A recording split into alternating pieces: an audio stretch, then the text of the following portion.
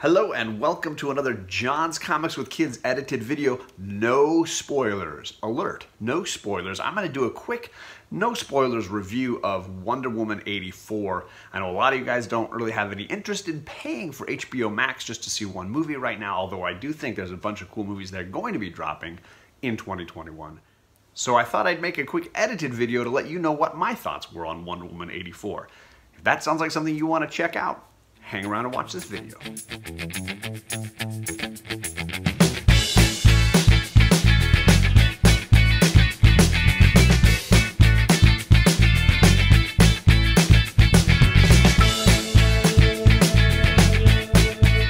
Boom! Huge movie dropping over at HBO this week. If you haven't had a chance to watch it, I recommend checking it out and getting your own perspectives on it, because it does seem like the haters are out in force telling you that this is one of the worst movies ever made and all these kind of crazy things.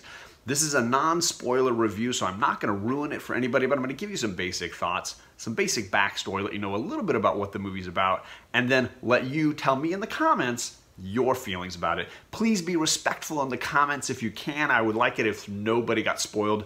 I will tell you that I'm going to be editing a video with my girls sharing their thoughts, and that will be a spoiler-filled review. So be prepared for that a little later on down the line. But let's get into the story. So this is obviously many years later after the World War I based story that we saw in the original Wonder Woman. I will say I'm a big Wonder Woman #1 fan. I think it's one of the only DC Snyder era movies worth buying. I own that one, and I'm going to buy Shazam at some point. Those are the only two that I loved enough to buy. The others I just am, to varying degrees, not as big a fan of. I will say I'm not a DC hater. Generally, I love the stuff before Snyder got involved. But since his era of starting up, I really have had dramatically mixed feelings. Some movies I loved. Some movies I thought were pretty good. And some movies I think are just absolutely not worth the time. Where does this one fit in? I would say that I would give this movie, Wonder Woman 84, I would give it a 7 out of 10. It's not a garbage fire. It is not a dumpster fire. It is not hot doo-doo water. But it's also nowhere near as good as the original film. That is the shortest review I could possibly give for you. What are some of the problems? This movie is 2.5 hours long. It does not need to be 2.5 hours long. So it is too long, too slow, and that definitely hurts the movie overall. And as a result, I am less interested in rewatching it. I'm less interested in really diving deep into what is all going on here. It does have two kind of cool villains. I will say the acting works for me in this. Gal Gadot is perfect in her role, as you would imagine. She looks exactly like Wonder Woman. She looks amazing in the costumes. The look of the movie is really cool. The villains are very interesting. We have Maxwell Lord, and I think Pedro Pascal is just great. You know, the Mando here in blonde hair. I thought he was really great. I thought they did a pretty good job with his story. And then, of course, we have Cheetah, and I think that character is very interesting.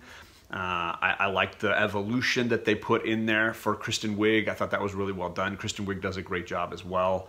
So the acting wasn't really a problem for me. I just felt like overall it was too long, too slow, and didn't really have the emotional impact that it should have had. What did I like? I love the look of the movie. I think that the bright colors and the pop of it, it reminded me more of the Linda Carter TV series that's so awesome. I think it had some of those fun vibes, and the costumes looked really cool. The action pieces were not the best. That's probably stuff that I didn't like as much. And I also think that it was just, it dragged in a bunch of spots. So those are some problems that I had. It's one of those movies that you could nitpick to death and find a ton of little flaws, but I think if you do that with any movie, you're going to tear it down. And certainly if you did that with Man of Steel, which I'm prone to do, if you do it with Batman versus Superman, if you do it with Justice League, these movies will completely fall apart. And the same is true with Wonder Woman 84.